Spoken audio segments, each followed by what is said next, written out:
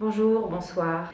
Nuit d'octobre, c'est quoi? C'est un texte inédit écrit par Myriam Boudegna et moi-même sur une nuit particulière, une nuit taboue dans notre histoire de France, celle du 17 octobre 1961. Ce soir-là, 30 000 Algériens et Algériennes déferlent dans les rues de Paris pour manifester pacifiquement à l'appel du FLN et protester contre le couvre-feu raciste imposé par la préfecture de police dirigée par Maurice Papon.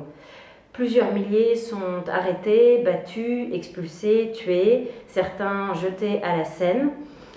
Et le lendemain, aux informations, le ministre de l'Intérieur donne le ton en déclarant « il ne s'est rien passé ».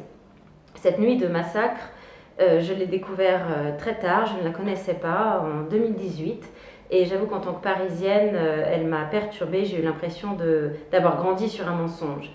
Et depuis, une question ne me lâche pas qui est comment peut-on pleurer un mort ou une disparu qui ne l'est pas puisqu'il ne s'est rien passé. Notre parti pris à Myriam Boudegna et moi-même n'est pas de faire documentaire, il y a assez de documents qui peuvent raconter ce qui s'est passé si on veut savoir, mais d'utiliser la fiction et le théâtre pour explorer les conséquences humaines des mécanismes d'oppression et de silenciation.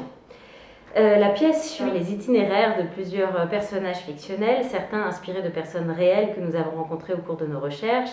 Il y a l'histoire de deux fantômes, Octobre et Zora, qui errent ou qui hantent l'histoire d'un père face à la perte de son enfant, d'une archiviste qui brave ses supérieurs pour préserver la vérité, d'un lieutenant de police déterminé à éradiquer le FLN et plein d'autres itinéraires, autant de destins interprété par 11 comédiennes et comédiens pour plonger dans une grande aventure collective comme la possibilité d'une réponse, la possibilité d'une fraternité face à la brutalité du récit et de l'histoire. Un théâtre qui raconte et qui bouleverse, un théâtre qui émeut et qui perturbe, qui réhabilite l'humain au cœur de l'histoire et que nous avons hâte de partager avec vous.